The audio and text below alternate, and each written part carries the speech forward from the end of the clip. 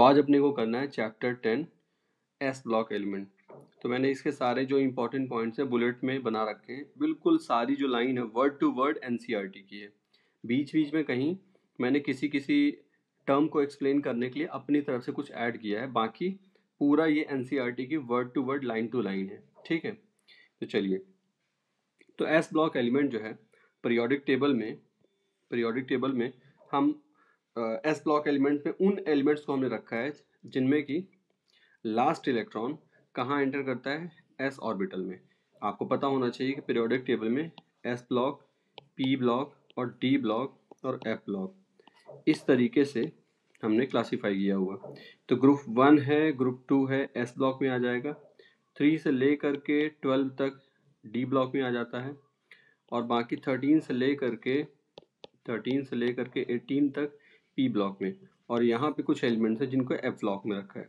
तो ये क्लासिफिकेशन किस बेसिस पे है? ये इस बेसिस पे है कि लास्ट इलेक्ट्रॉनिक कॉन्फ़िगरेशन जो हम लोग लिखते हैं तो उसमें लास्ट इलेक्ट्रॉन किस सबसेल में जा रहा है या किस ऑर्बिटल में जा रहा है उसके बेसिस पे। तो एस हमें पता है कि यार जो एस सबसेल है उसमें एक ही ऑर्बिटल है और एक ही ऑर्बिटल में कितने इलेक्ट्रॉन आएंगे? 2 इलेक्ट्रॉन आएंगे। इसलिए एस जो ब्लॉक है उसमें 2 ग्रुप ही हैं। कोई आपसे पूछ ले यार ये बताओ कि पी ब्लॉक जो है, पी ब्लॉक उसमें टोटल 6 ग्रुप क्यों हैं? 13, 14, 15, 16, 17 और 18। तो आप टोटल कितने हो गए? टोटल 6 हो गए। 1 2 3 4 5 6।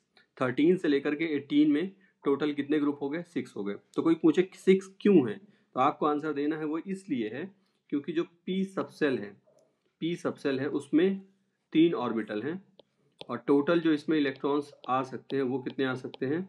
6 आ सकते हैं। इसीलिए यहाँ पे कितने ग्रुप्स हैं? 6 हैं। तो यही बात एस ब्लॉक एलिमेंट्स के साथ है। फिर इसके बाद ये हमने बता ही दिया कि ग्रुप 1 2 वाले एलिमेंट्स इसमें आते हैं। फिर जो ग्रुप 1 है इन्हें हम लोग क्या बोलते हैं? इनको बोलते हैं एल्कली मेटल्स। ग्रुप 1 को क्या बोल रहे हैं? Alkali metals. और जो ग्रुप 2 है इसे हम लोग क्या बोल रहे हैं? इसे हम लोग बोल रहे हैं एल्कलाइन अर्थ मेटल। ठीक है भाई, फर्स्ट वाले ग्रुप को क्या बोल रहे हैं? एल्कली मेटल्स और सेकेंड ग्रुप को क्या बोल रहे हैं? Alkaline earth metals. अब एल्कली का मतलब थोड़ा समझ लिया जाए। देखिए आपने एसिड बेस पढ़ा हुआ है। एसिड बेस, जो बेस होता है वो अलग अलग हमारी डेफिनेशन है बेस की, अलग अलग डेफिनेशन है। वो हम चैप्टर 7 में पढ़ने वाले हैं।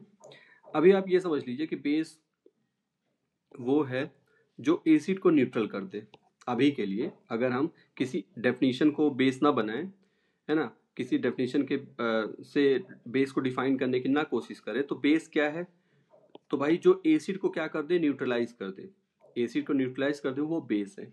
अब कुछ बेस ऐसे होते हैं जो वाटर में डिसॉल्व कर जाते हैं। जैसे मान लीजिए NaOH है, तो इसको वाटर में हम डिसॉल्व करेंगे, कर जाएगा ये। ठीक है, तो ऐसे बेसिस जो वाटर में डिसॉल्व कर जाते हैं उनको एल्कली कहा जाता है। क्या बोला जाता है? एल्कली। तो एल्कली मेटल्स ग्रुप 1 के एलिमेंट्स को क्यों बोलते हैं? इसलिए बोलते हैं, रीज़न क्या है कि इनके जो हाइड्रोक्साइड होते हैं, जैसे सोडियम है तो सोडियम का हाइड्रोक्साइड क्या हो जाएगा? NaOH। पोटेशियम है तो पोटेशियम का हाइड्रोक्साइड क्या हो जाएगा? KOH। तो अभी हमने ऊपर एलिमेंट्स देख लिए। ग्रुप 1 में कौन कौन से आते हैं? लिथियम आता है, सोडियम आता है, पोटेशियम आता है, रुबिडियम, सीजियम, फ्रांसियम। तो इन सब के जो हाइड्रोक्साइड होंगे वो कैसे होते हैं? वो वाटर के साथ रिएक्शन कर जाते हैं और बहुत स्ट्रांगली एल्कलाइन नेचर में होते हैं। तो एल्कलाइन मतलब बेसिक नेचर का होता है। इनका जो वाटर के साथ जब ये डिसॉल्व करेंगे तो OH माइनस आयन रिलीज करेंगे और ऑलमोस्ट 100% डिसोसिएट हो जाते हैं। इसलिए हम इसको बोल रहे हैं स्ट्रांगली एल्कलाइन। ठीक है, और वैसे भी 10th क्लास में आपने जब बेस का एग्जाम्पल पढ़ा होगा तो बेस में 2 ही एग्जाम्पल आपने पढ़े होंगे, एक NaOH का और एक KOH का। स्ट्रॉन्ग बेस में यही 2 एग्जाम्पल हैं। बाकी जैसे ये NH4OH भी होता है, ये वीक बेस हो गया, ये स्ट्रॉन्ग बेस है। तो स्ट्रॉन्ग बेस का मतलब होता है कि जब इसको वाटर में डिसॉल्व किया जाएगा तो ये ऑलमोस्ट 100% डिसोसिएट हो जाएगा। यानी कि माना कि मेरे पास 100 NaOH है, उसको मैंने पानी में डाल दिया तो 99 Na प्लस और 99 OH माइनस मिल जाएंगे, यानी कि 99% ये क्या हो गया, टूट गया।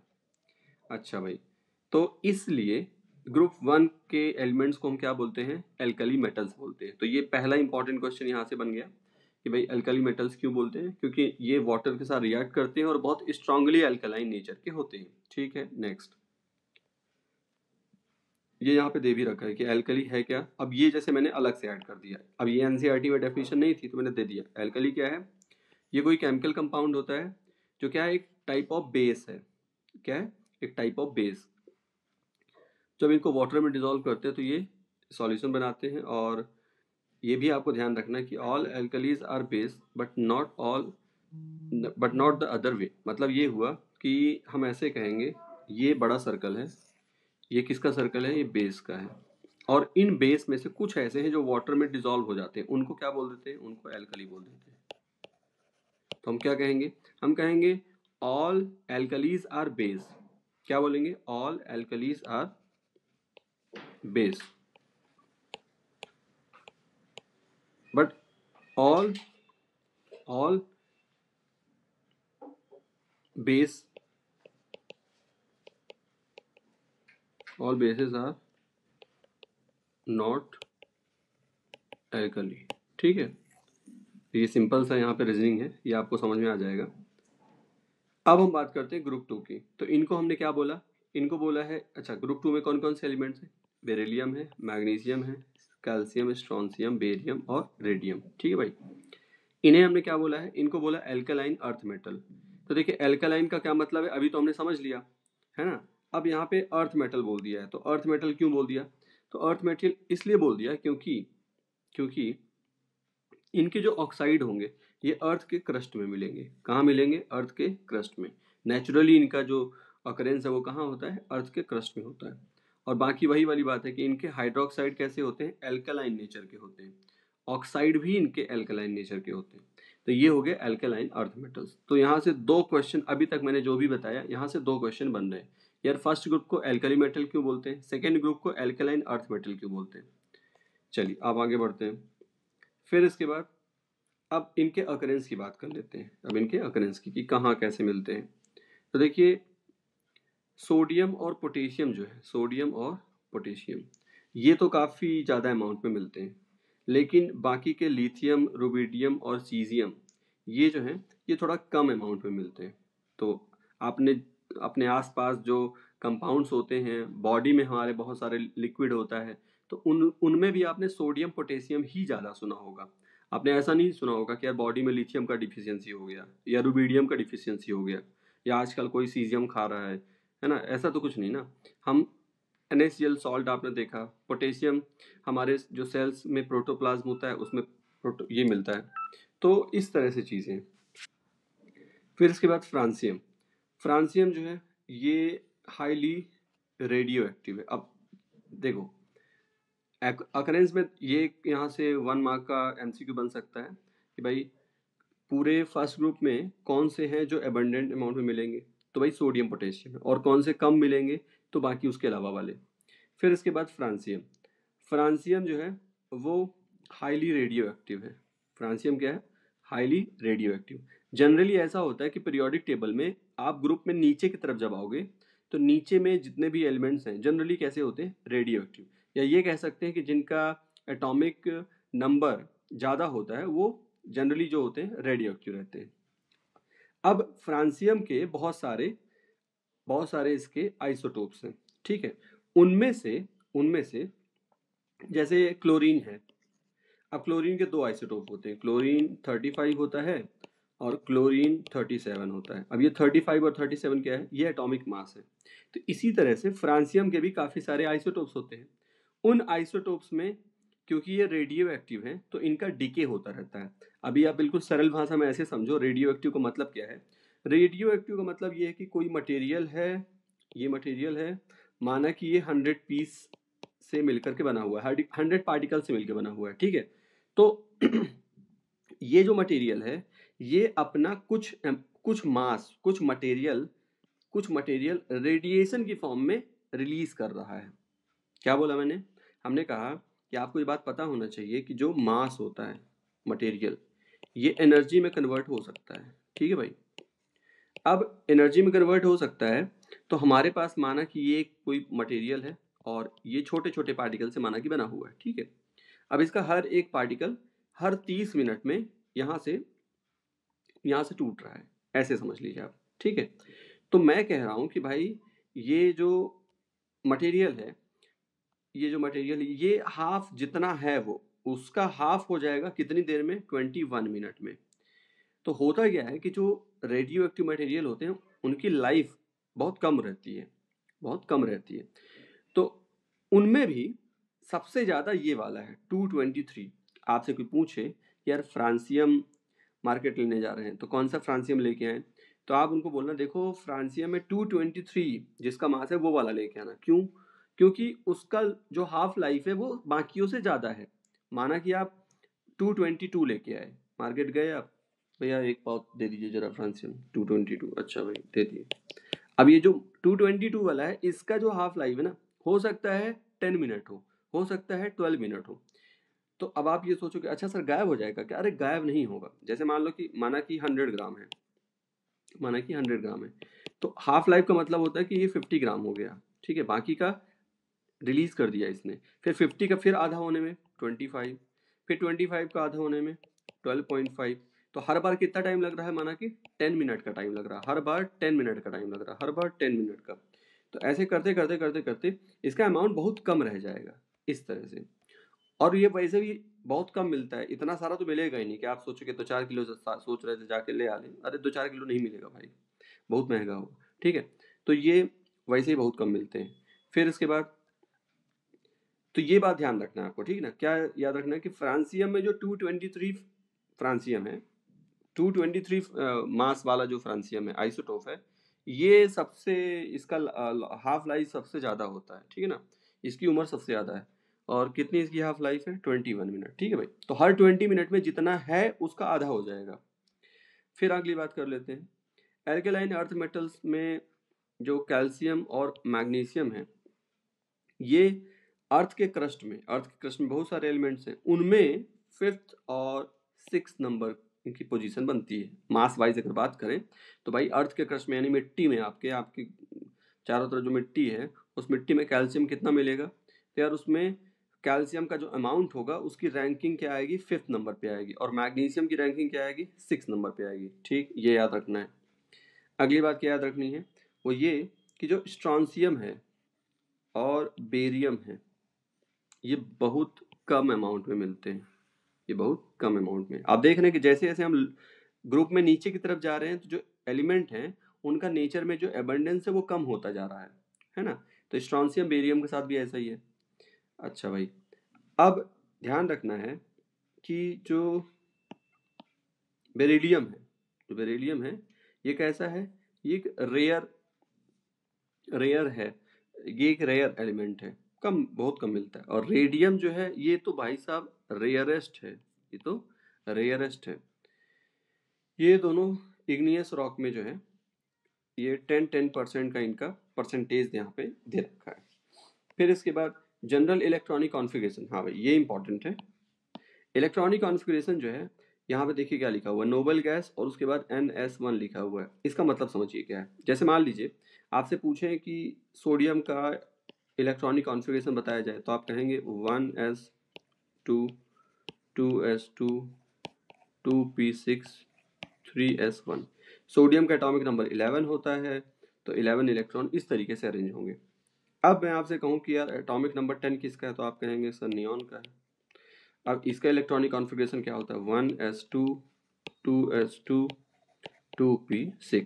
ठीक है भाई, तो आप देखिए सोडियम का जो हमने इलेक्ट्रॉनिक कॉन्फ़िगरेशन लिखा है, सोडियम में केवल 3s को हटा दो, ये बिल्कुल नियॉन जैसा नहीं है क्या?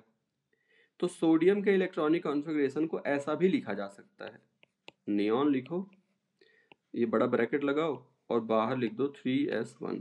ये भी एक तरीका है लिखने का। ठीक है, इसी तरह से अगर आपसे कैल्शियम का इलेक्ट्रॉनिक कॉन्फ़िगरेशन कोई पूछ ले कि यार कैल्शियम का बताओ, तो पहले तो एटॉमिक नंबर क्या है इसका? 20 हो गया।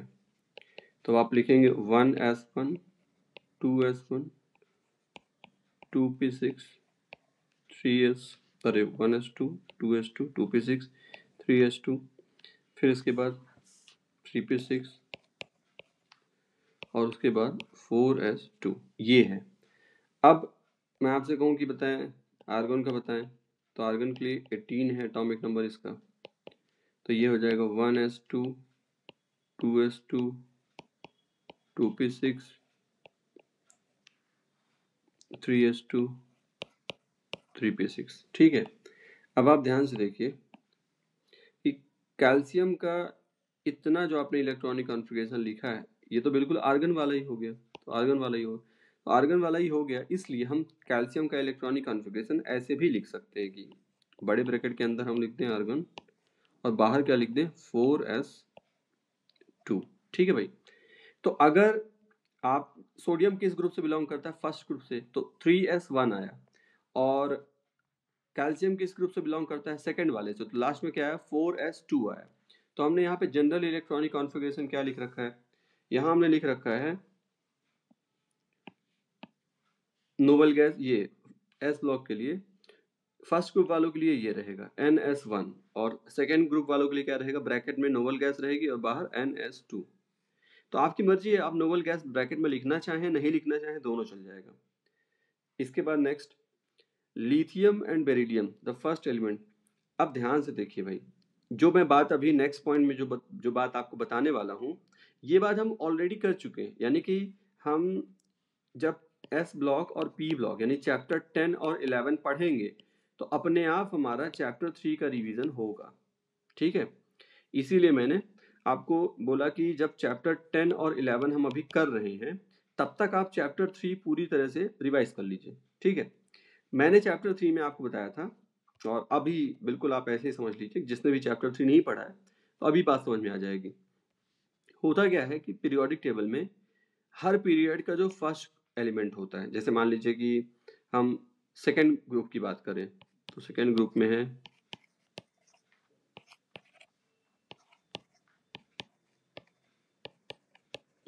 ये beryllium magnesium calcium strontium barium radium. तो इसमें ये जो बेरिलियम है ये क्या है, इसकी प्रॉपर्टीज बाकी सबसे थोड़ा सा अलग है, बाकी सबसे थोड़ा अलग है। तो ऐसा हर ग्रुप में देखने को मिलता है कि हर ग्रुप का जो फर्स्ट एलिमेंट होगा वो बाकी के जो अदर एलिमेंट्स उस ग्रुप के हैं उनसे थोड़ा सा डिफरेंट होता है, तो इसको बोलते हैं एनोमेलस बिहेवियर।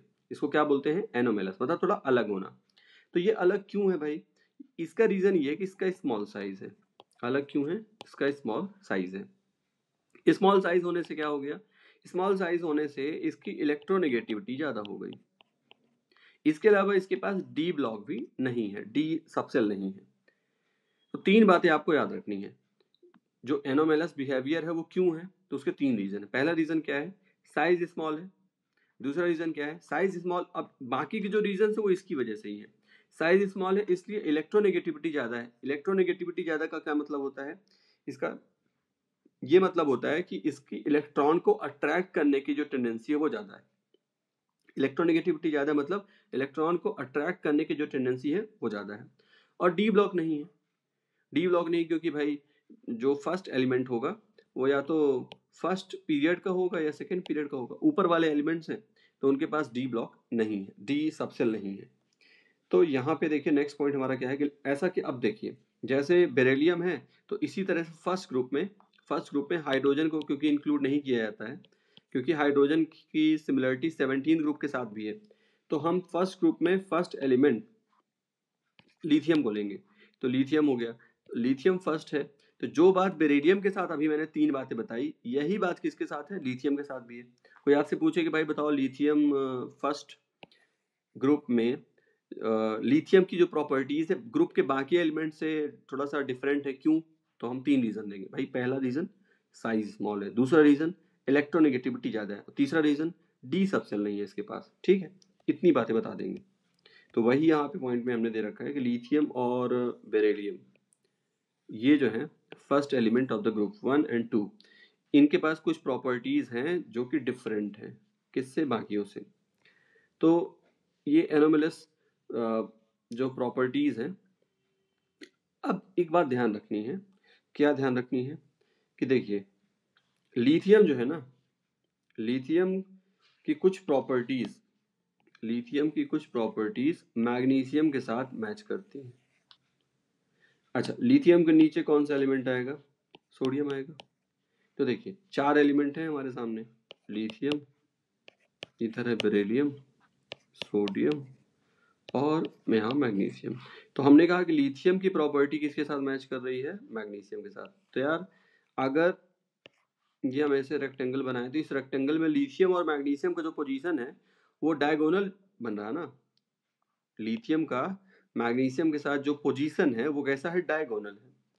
तो होता क्या है कि पीरियोडिक टेबल लिथियम किस पीरियड का एलिमेंट है? सेकेंड पीरियड का एलिमेंट है। सोडियम किस पीरियड का एलिमेंट है? थर्ड पीरियड का एलिमेंट है। टोटल पीरियड आपको पता है 7 होते हैं पीरियोडिक टेबल में। तो भाई सेकेंड पीरियड के कुछ एलिमेंट्स हैं, there are some elements in second period which resembles the properties with third period element which are located diagonally। मैं कह रहा हूँ कि सेकेंड पीरियड में कुछ एलिमेंट्स हैं जो थर्ड पीरियड के कुछ एलिमेंट्स के साथ प्रॉपर्टीज सिमिलर प्रॉपर्टीज शो करते हैं, और ये जो थर्ड पीरियड वाला एलिमेंट होगा और सेकेंड पीरियड वाला एलिमेंट होगा, ये इनकी जो रिलेटिव पोजीशन होगी कैसे होगी? डायगोनल होगी। तो इस सिमिलरिटी को, ये जो सिमिलरिटी हुई लिथियम और मैग्नीशियम में जो सिमिलरिटी हुई, इसे क्या कहते हैं? इसे बोलते हैं डायगोनल रिलेशनशिप। अब देखिए थर्ड चैप्टर की हमने यहाँ पे एक टॉपिक बता दिया आपको। थर्ड चैप्टर का टॉपिक है कि डायगोनल रिलेशनशिप क्या है। तो भाई डायगोनल रिलेशनशिप का मतलब है कि सेकेंड पीरियड के कुछ एलिमेंट्स थर्ड पीरियड के कुछ एलिमेंट्स के साथ सिमिलरिटी शो करते हैं, और इन दोनों एलिमेंट्स का जो रिलेटिव पोजीशन होता है वो डायगोनल जैसा होगा, डायगोनल पोजीशन होगा। इसी रिलेशनशिप को क्या बोलते हैं? Diagonal relationship. अब ऐसा होता क्यों है? देखिए समझिए बात को। अब आपको पता होना चाहिए कि पीरियोडिक टेबल में हम जब टॉप टू बॉटम जाते हैं तो साइज इंक्रीज होता है, एटम का साइज क्या होता है? इंक्रीज होता है, ठीक है भाई। और लेफ्ट टू राइट जाते हैं, ये तो किसकी बात हो गई? टॉप टू बॉटम की बात हुई। और जब लेफ्ट टू राइट जाते हैं तब साइज डिक्रीज होता है। तो साइज डिक्रीज होगा, तो हम यहाँ पे साइज डिक्रीज होता हुआ दिखा देते हैं। ये हो गया, ये हो गया, ये हो गया, ठीक है। अब ध्यान से देखिए, ऐसे समझिए कि क्लासरूम में ये एक स्टूडेंट बैठा हुआ है और उसके जस्ट पीछे वाली बेंच में एक स्टूडेंट बैठा है, उसका साइज थोड़ा सा ज़्यादा है। उसके पीछे एक और बैठा हुआ है, उसका साइज और ज़्यादा है, ठीक है। अच्छा, फिर इसी बेंच में फर्स्ट वाली रो जो है इसमें साइड वाला जो स्टूडेंट है इसका साइज थोड़ा छोटा है। अब एक बात बताओ कि यहाँ पे हमने कह दिया कि भाई पीछे वाली बेंच में जो बैठेगा उसका साइज बड़ा होगा। तो ऐसे ले लीजिए, इसको हम ले लेते हैं, ये लिथियम है, ठीक है ना, और ये सोडियम है, और ये बेरिलियम हो गया, और यहाँ कौन बैठा है? मैग्नीशियम। तो यार मैग्नीशियम के साइज में क्या बात होगी? वो सोडियम से छोटा होना चाहिए। जब आप सोडियम से मैग्नीशियम की तरफ जा रहे हो तो आप लेफ्ट टू राइट जा रहे हो ना। तो जब लेफ्ट टू राइट जाते हैं तो साइज क्या होता है? छोटा होता है। तो इसका मतलब मैग्नीशियम का साइज सोडियम से क्या होना चाहिए? छोटा, और बेरिलियम से क्या होना चाहिए? बड़ा। तो ऐसा साइज तो ये देख लीजिए, आप क्या देख रहे हैं? मैग्नीशियम का साइज आप देख रहे हैं बेरिलियम से क्या है? मैग्नीशियम का साइज आप क्या देख रहे हैं? बेरिलियम से बड़ा है। और सोडियम से क्या देख रहे हैं? छोटा है। और ऐसा होने के चक्कर में इसका साइज ऑलमोस्ट किसके जैसा हो गया? लिथियम जैसा ना हो गया? बस यही बात है, यही बात है कि यहाँ दोनों का जो साइज है वो ऑलमोस्ट सिमिलर हो गया। तो आपको हम लोग क्या बात कर रहे थे? डायगोनल रिलेशंस की बात कर रहे थे कि ये देखिए यहाँ दे रखा है, lithium shows similarities to magnesium and beryllium to aluminium। जैसे लिथियम मैग्नीशियम के साथ सिमिलरिटी शो कर रहा है, ध्यान से देखना, जैसे लिथियम की मैग्नीशियम के साथ सिमिलरिटी है, जैसे लिथियम की मैग्नीशियम के साथ है, तो अगला जो ग्रुप आएगा वो देखिए कौन सा है? बेरिलियम के बाद यहाँ आता है बोरॉन। बेरिलियम के बाद क्या आता है? बेरिलियम के बाद आता है बोरॉन, ठीक है भाई, ये बोरॉन। और बोरॉन के नीचे कौन रहेगा? एल्यूमिनियम। तो बेरिलियम और एल्यूमिनियम की पोजीशन भी कैसी हो रही है? ये भी डायगोनल रिलेशन में आ रहे हैं। अच्छा एल्यूमिनियम का साइज देखिए मैंने थोड़ा सा बड़ा बना दिया है, छोटा होना चाहिए ना, मैग्नीशियम से छोटा रखना है इसको, तो छोटा रखने के लिए इसको थोड़ा सा ऐसे कर देते हैं ये। तो बेरिलियम और एल्यूमिनियम में भी सिमिलरिटी रहेगी। तो लिथियम और मैग्नीशियम डायगोनल रिलेशनशिप शो करते हैं और बेरिलियम और एल्यूमिनियम भी डायगोनल रिलेशनशिप शो करते हैं। ठीक, फिर इसमें यहाँ पे रीजन दिया हुआ है, यहाँ रीजन दिया है, क्या रीजन है भाई, ये आपको याद रखना है। यहाँ रीजन दे रखा है कि ऐसा इसलिए होता है कि इनका जो आयनिक साइज है, इनका जो आयनिक साइज है, या ये कहें कि चार्ज बाई रेडियस जो रेशियो है, चार्ज बाई रेडियस रेशियो है, यानी कि इन पे जो चार्ज होता है वो डिवाइडेड बाई जो उनका रेडियस है, वो इसका जो रेशियो होता है ये सिमिलर होता है। तो आपको ये याद रखना है कि सिमिलरिटी क्यों है, आयनिक साइज की वजह से है, और चार्ज बाई रेडियस का जो रेशियो है उसमें सिमिलरिटी है, इस वजह से ऐसा है।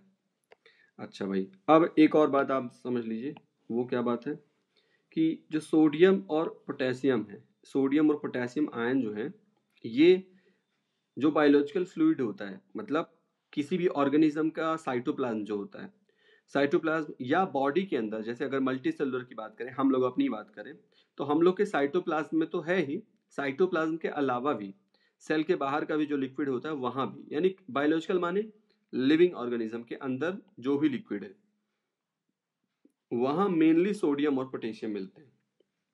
और सोडियम पोटेशियम करते क्या है, ये आयन का बैलेंस जो है उसको मेंटेन करके रखते हैं। हमारे बॉडी में बहुत तरह तरह के आयन्स हैं, क्लोराइड आयन्स भी हैं, है ना, और इसके बाद कार्बोनेट आयन भी हैं, बहुत सारे आयन्स हैं, इसके अलावा आयरन भी है।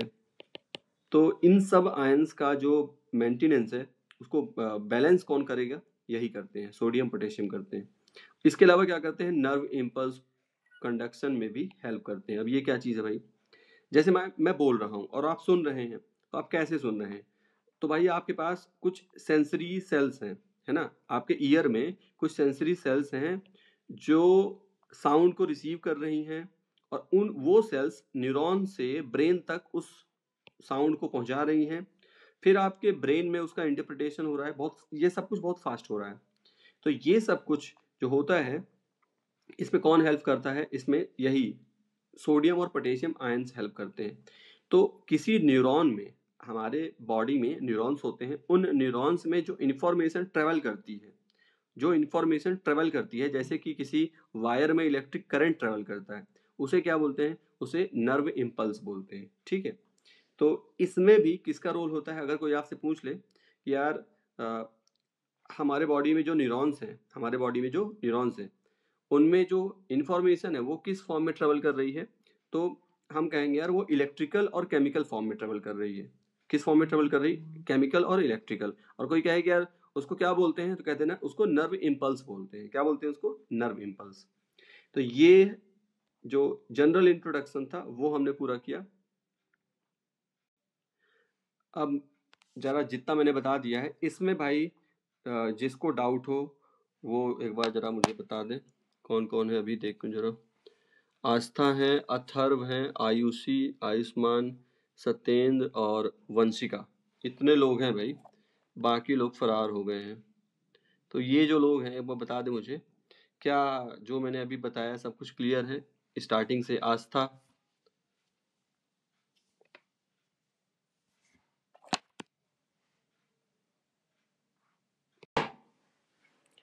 तो अब बात करते हैं ग्रुप 1 एलिमेंट्स यानी एल्काली मेटल्स की। तो सबसे पहले बात करते हैं इलेक्ट्रॉनिक कॉन्फ़िगरेशन की। इलेक्ट्रॉनिक कॉन्फ़िगरेशन, क्योंकि इनमें एक इलेक्ट्रॉन ही लास्ट सेल में होता है, इसलिए इसके नोबल गैस कोर के बाद आउटर मोस्ट सेल में क्या आ जाएगा, NS1। जैसे मान लीजिए कि ये हमारे एलिमेंट्स हैं,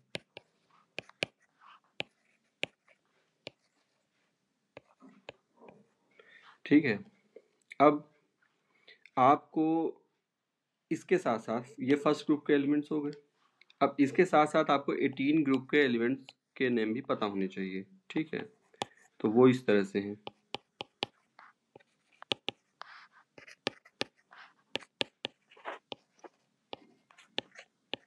ये हो गया, ठीक है। तो देखिए, अगर आपसे कोई कहे कि लिथियम का इलेक्ट्रॉनिक कॉन्फ़िगरेशन लिखो, तो क्या करना है, लिथियम का इलेक्ट्रॉनिक कॉन्फ़िगरेशन लिखने के लिए हीलियम है, तो आप यहाँ लिखिए हीलियम, ठीक है। लिथियम के पहले कौन है? हीलियम है। ऐसा ना है कि हाइड्रोजन के बाद हीलियम आया, फिर हीलियम के बाद कौन आया? लिथियम। अच्छा, ये फर्स्ट पीरियड का है, ये सेकंड पीरियड, ये थर्ड पीरियड, ये 4, ये 5, ये 6 और ये 7। ठीक है। तो भाई हीलियम लिखने के बाद ये किस पीरियड का है? सेकंड पीरियड का है, तो कर दो 2s1। सोडियम के लिए ब्रैकेट लगाओ, सोडियम के पहले कौन आता है? नियॉन आता है, तो यहाँ लिखो नियॉन, और बाहर क्या लिख देना है? क्योंकि ये थर्ड पीरियड का है तो 3s1। फिर पोटेशियम की बात अगर की जाए तो पोटेशियम का इलेक्ट्रॉनिक कॉन्फ़िगरेशन आर्गन है, तो बड़े ब्रैकेट के अंदर लिखो आर्गन, और बाहर क्या कर देना है? 4s1। ठीक है। फिर रुबिडियम का इलेक्ट्रॉनिक कॉन्फ़िगरेशन पूछा जाए तो क्रिप्टॉन है, क्रिप्टॉन के बाद रुबिडियम आता है, तो यहाँ कर देना क्रिप्टॉन, और बाहर क्या कर देना? 5s1। तो बाहर जो ब्रैकेट के हम लिख रहे हैं वो क्या बता रहा है? वो बता रहा है कि लास्ट शेल कौन सी है। तो सेकेंड पीरियड के एलिमेंट की लास्ट शेल क्या होती है? 2 होती है। थर्ड पीरियड का जो एलिमेंट होता है उसकी लास्ट इलेक्ट्रॉन कहाँ जाता है? थर्ड सेल में रहता है। फोर्थ वाले का फोर्थ में रहता है, इस तरीके से। तो ये भी इलेक्ट्रॉनिक कॉन्फ़िगरेशन है। बाकी आप अगर इस तरीके से लिखना चाहें, जैसे लिथियम के लिए आप चाहें तो ऐसे लिखें 1s2 2s2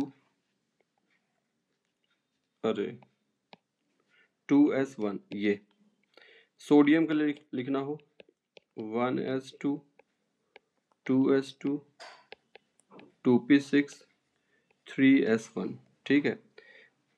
उसके बाद पोटेशियम का लिखना हो 1s2 2s2 2p6 3s2 3p6 4s1। तो आप क्या देख रहे हैं? आप देख रहे हैं कि आउटर मोस्ट सेल में ये आउटर मोस्ट सेल में एक ही इलेक्ट्रॉन है, और बस जिस पीरियड का है उस पीरियड में इलेक्ट्रॉन गया है। ये सेकंड लिथियम सेकंड पीरियड का है तो 2s1 लिखा है, सोडियम थर्ड पीरियड का है तो 3s1 लिखा है, पोटेशियम फोर्थ पीरियड का है तो 4s1 लिखा है। ठीक।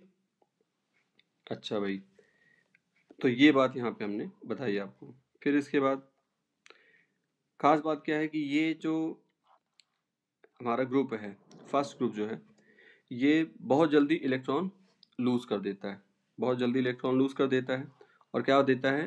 कैटायन देता है। तो ऐसा क्यों है? ऐसा इसलिए है कि देखिए, जैसे सोडियम की अगर बात करें तो सोडियम का इलेक्ट्रॉनिक कॉन्फ़िगरेशन क्या है? 281। अगर ये एक इलेक्ट्रॉन लूज कर देगा तब ये क्या बना लेगा? तब बनाएगा Na+, और ये हो जाएगा 28। तो आप देख रहे हैं कि स्टेबल इलेक्ट्रॉनिक कॉन्फ़िगरेशन आ गया। आउटर मोस्ट सेल में 8 इलेक्ट्रॉन हो गए, तो 8 इलेक्ट्रॉन करने के लिए इसको क्या करना है? एक इलेक्ट्रॉन लूज करना पड़ेगा। तो इसलिए सोडियम या इस ग्रुप के बाकी भी जो एलिमेंट्स हैं वो बहुत ज़्यादा एक्टिव होते हैं, वो फटाफट किसी किसी दूसरे एटम को अपना एक इलेक्ट्रॉन दे करके उसके साथ आयनिक बॉन्ड बना लेते हैं। तो इसीलिए ये नेचर में फ्री स्टेट में मिलते ही नहीं हैं, कभी भी ये फ्री स्टेट में नहीं मिलेंगे। या तो ये क्लोराइड की फॉर्म में मिलेंगे, जैसे NaCl हो गया, या तो सोडियम किस फॉर्म में मिलेगा? ऑक्साइड की फॉर्म में मिलेगा, Na2O हो गया, या तो मान लीजिए सोडियम कार्बोनेट की फॉर्म में मिलेगा, Na2CO3 हो गया। तो कभी भी ये फ्री स्टेट में नहीं मिलेंगे, इस रीज़न की वजह से। ठीक है।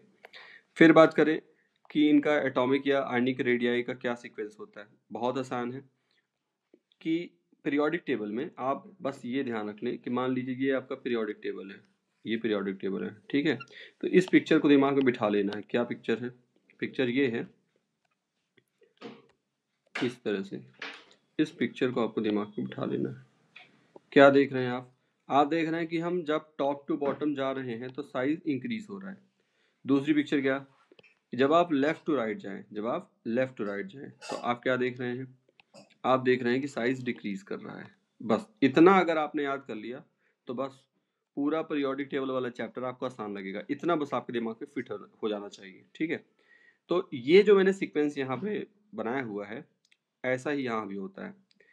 क्या कि भाई आप देखिए, पूरी पीरियोडिक टेबल में सबसे बड़ा साइज किनका होगा? जो सबसे ज़्यादा लेफ्ट में होंगे। आप देख सकते हैं कि जैसे जैसे हम राइट की तरफ जा रहे हैं तो साइज क्या हो रहा है? साइज डिक्रीज हो रहा है। जैसे जैसे हम राइट की तरफ जा रहे हैं साइज डिक्रीज हो रहा है, साइज डिक्रीज हो रहा है। तो इसका मतलब ये हुआ कि सबसे लेफ्ट में जो भी एलिमेंट्स होंगे उनका साइज बाकियों से सबसे ज़्यादा होगा। तो इसलिए पूरी पीरियोडिक टेबल में ये जो फर्स्ट ग्रुप है इनका जो साइज होता है ये क्या होता है, अपने अपने पीरियड में लार्जेस्ट होता है। और जैसे जैसे हम नीचे की तरफ जाएंगे, जैसे जैसे हम मूविंग डाउन द ग्रुप, तो तब हम क्या देख रहे हैं, यहाँ डायग्राम पिक्चर में क्या देख रहे हैं, साइज इंक्रीज कर रहा है। तो बस इनका भी साइज क्या हो जाएगा, इंक्रीज करेगा। तो ये जो बात अभी बताई गई ये कोई नई बात नहीं है, थर्ड चैप्टर में इस बात को हम कई बार बता चुके हैं कि एटॉमिक और आयनिक रेडियस में ये टेंडेंसी होती है। अब ऐसा क्यों होता है, तो इसको ऐसे समझ सकते हैं, इसको ऐसे समझ सकते हैं, शॉर्ट में बता देता हूँ। लेफ्ट टू राइट जाने पर साइज डिक्रीज इसलिए होता है क्योंकि न्यूक्लियर चार्ज इंक्रीज होता है। क्या होता है, न्यूक्लियर चार्ज इंक्रीज होता है। और टॉप टू बॉटम जाने पे साइज इसलिए इंक्रीज होता है क्योंकि नंबर ऑफ सेल जो है वो इंक्रीज होती है। क्या बोला मैंने, लेफ्ट टू राइट जाने पे न्यूक्लियर चार्ज इंक्रीज होता है इसलिए साइज डिक्रीज होता है। टॉप टू बॉटम जाने पे नंबर ऑफ सेल्स इंक्रीज होती हैं इसलिए साइज क्या होता है, इंक्रीज होता है। तो ये डिक्रीज होने का ये रीजन है और इंक्रीज होने का सेल वाला रीजन हो गया। फिर इसके बाद आयनाइजेशन एंथैल्पी की बात करें। पहले तो ये कि आयनाइजेशन एंथैल्पी होता क्या है। तो देखिए आयनाइजेशन एंथैल्पी का मतलब होता है, ये कोई मान लीजिए एटम है, ये इसका न्यूक्लियस है, ठीक है भाई, और ये इसका इलेक्ट्रॉन है। तो इस इलेक्ट्रॉन को इस एटम से बाहर कर देना है, इस इलेक्ट्रॉन को इस एटम से बाहर कर देना है, और इसके लिए जो एनर्जी का सप्लाई करना पड़ेगा हमें, जितनी एनर्जी हमें बाहर से लगानी पड़ेगी, उसी एनर्जी को क्या कहते हैं, आयोनाइजेशन एंथैल्पी कहते हैं। तो आयोनाइजेशन एंथैल्पी क्या है, आयोनाइजेशन एंथैल्पी वो एनर्जी है, एंथैल्पी वर्ड का मतलब क्या हुआ, एनर्जी हुआ। तो एंथैल्पी, आयनाइजेशन एंथैल्पी क्या है, वो एनर्जी है जो सप्लाई की जाती है किसी एटम में, जिससे कि उसका जो आउटर मोस्ट सेल में इलेक्ट्रॉन हो, सबसे बाहर वाला इलेक्ट्रॉन, वो क्या हो जाए, वहां से डिटैच हो जाए।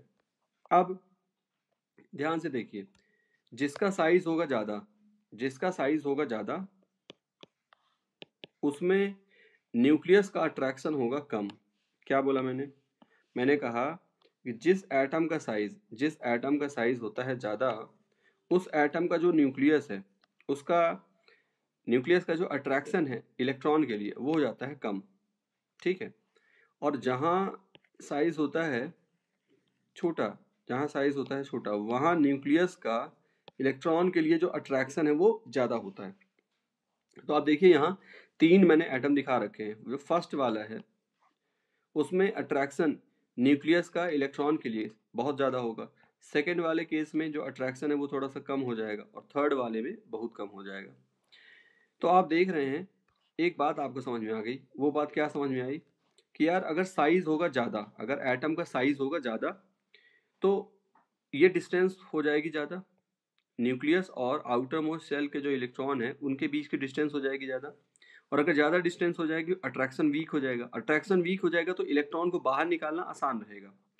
तो मैं अगर 2 एटम यहाँ बनाऊँ, ये एक दूसरा एटम बना देते हैं और यहाँ इस तरीके से, तो मैं कहूँ कि यार फर्स्ट वाले एटम और सेकेंड वाले एटम में आयोनाइजेशन एंथैल्पी किसकी ज़्यादा होगी, तो आंसर होगा सेकेंड की ज़्यादा होगी। आयोनाइजेशन एंथैल्पी किसकी ज़्यादा होगी, सेकेंड की ज़्यादा होगी। क्यों ज़्यादा होगी, क्योंकि उसका साइज क्या है, कम है।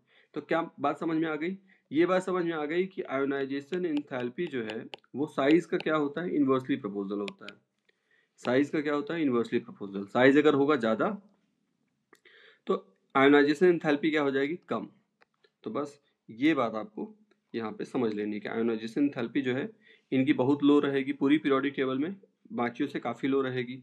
और जैसे जैसे हम नीचे जाएंगे तो ये आयोनाइजेशन एंथैल्पी और भी कम होती जाएगी, क्योंकि जैसे जैसे हम नीचे जा रहे हैं साइज इंक्रीज होता जा रहा है। तो ये हमने यहाँ पे आपको इसके बारे में बात कर ली। अब बाकी का केमिकल प्रॉपर्टीज़ और बाकी सब कुछ करेंगे नेक्स्ट क्लास में।